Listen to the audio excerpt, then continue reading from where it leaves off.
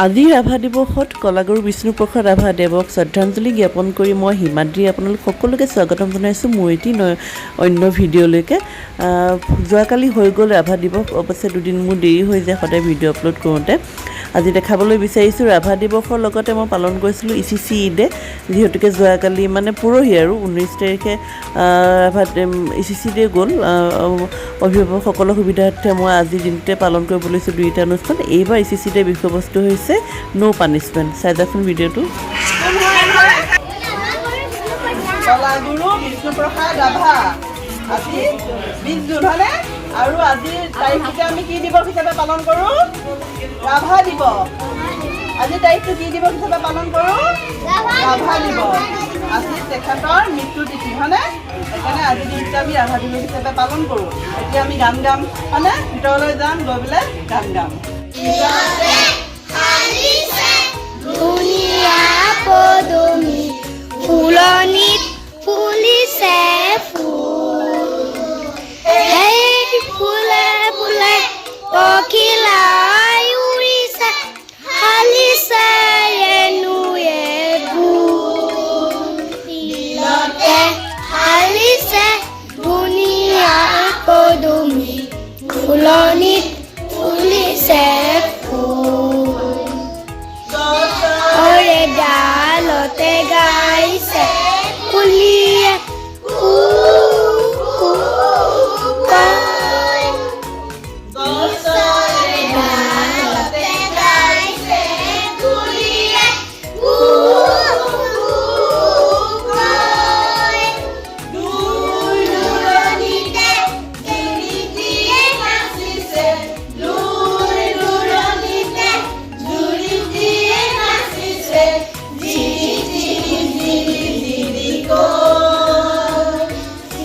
জান বননিতে কেতেকী চৰায়ে, নিকান বননিতে কেতেকী চৰায়ে কুৰি মাৰিছে লয়, বিলতে হাৰিছে ধুনীয়া পদুমি ফুলনিত ফুলিছে ফুল।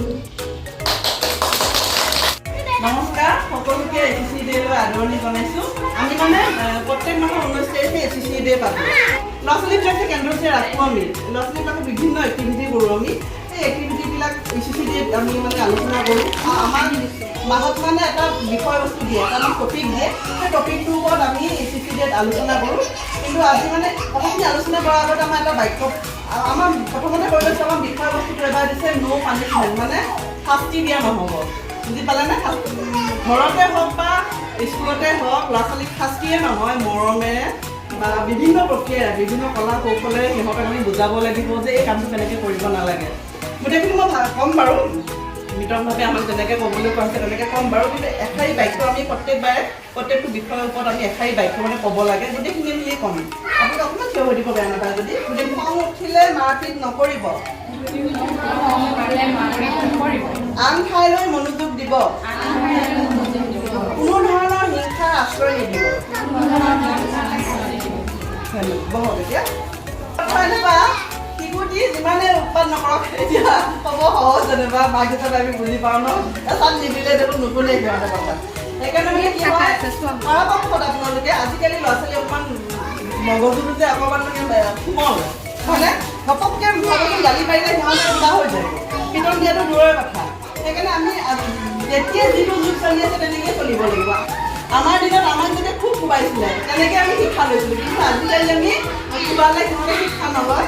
সেইকাৰণে আমি পৰাপক্ষত সিহঁতে যদি কিবা এটা বেয়া কাম কৰিছে, আমি বেলেগ এটা প্ৰক্ৰিয়াৰে সিহঁতক মনোযোগটো তাৰমানে আমি বেলেগলৈ দিব লাগিব। গম পাইছেনে? বোলে এইটো বেয়া কাম কৰি আছোঁ আমি দেখিছোঁ নহয়, গৈ পেলাই ফাৰ্ষ্ট চাপ দিওঁ, সেইটো সিহঁতৰ ব্ৰেইনত প্ৰভাৱে পৰিব।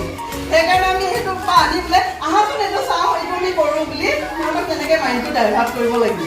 মানে সেই আৰু কোনো ধৰণৰ শাস্তি দিব নালাগে।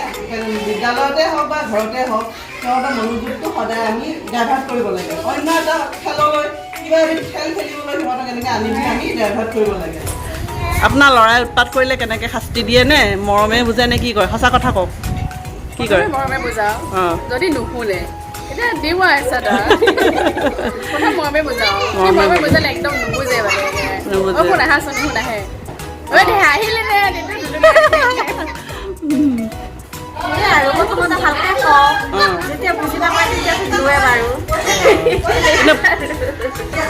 এতিয়া সেইটোৱে আৰু আজিকালি পৰাপক্ষত কি আৰু ল'ৰা ছোৱালী মৰমে মানে নুবুজিলেও কিবা এটা বেলেগ এটা সেই এক্টিভিটি দেখাই দিব বেলেগ এটা কাম খেল এটা দেখুৱাই দিব তেনেকৈ সিহঁতক মানে অকণমান ডাইভাৰ্ট কৰিব লাগিব মন না ল'ৰাটো উৎপাত কৰিলে কেনেকুৱা কৰে শাস্তি দিয়ে নে মৰমে বুজে নাই প্ৰথমতে মৰমে বুজাও ন তাৰপিছত যদি বুজি নাপায় তেতিয়া আৰু ষ্ট্ৰিক্ট হ'ব লাগে অলপ কি কৰা ল'ৰাটোক কি কৰা মাৰা নে উৎপাত কৰিলেতো মাৰো তাই বস্তুটো চালে তাৰ লগতে দিব লাগে কিন্তু লগত দিব নালাগে অলপ পাছতে কিবা এটা বস্তু বিচাৰিলে লগতে দিব নালাগে এইটো বেয়া